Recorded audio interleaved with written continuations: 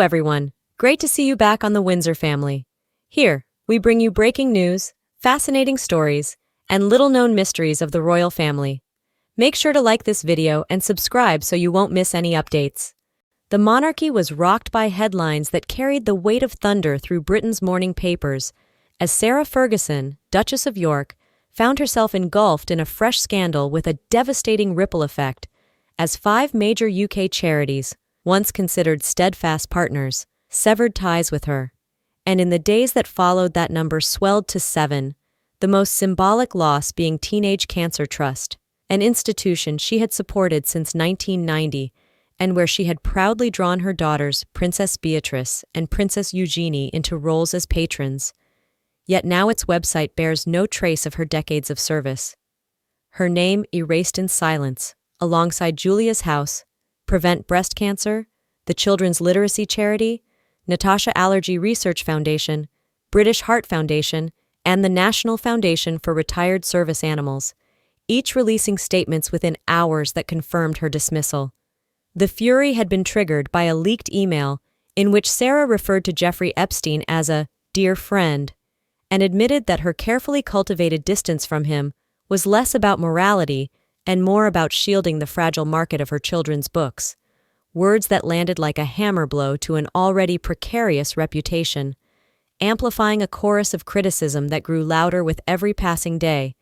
And soon the consequences spread to Windsor, where King Charles, weary from mounting public anger, was said to be quietly considering the most drastic measure yet, restricting both Sarah and Prince Andrew from attending even private family gatherings, their departure from the gates of Royal Lodge captured by photographers as they slipped into the night under a cloud of whispered disgrace. Behind palace doors, Prince William was pressing hard, his voice reportedly the firmest in council,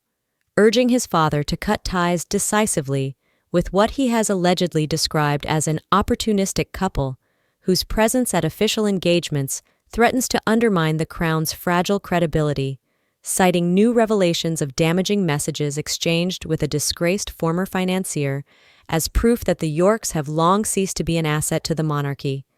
Yet King Charles, caught between loyalty to blood and duty to crown, resists a total banishment, insisting that, unlike the Sussexes, Sarah and Andrew have not openly waged war against the institution, and though he contemplates barring them from public engagements and stripping them of Windsor's traditional Christmas gatherings, his heart falters at the notion of expelling them permanently from Royal Lodge,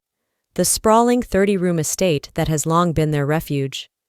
Palace advisors, wary of irreparable damage, are pressing for Sarah to deliver a televised act of contrition, a carefully choreographed apology to stem the tide,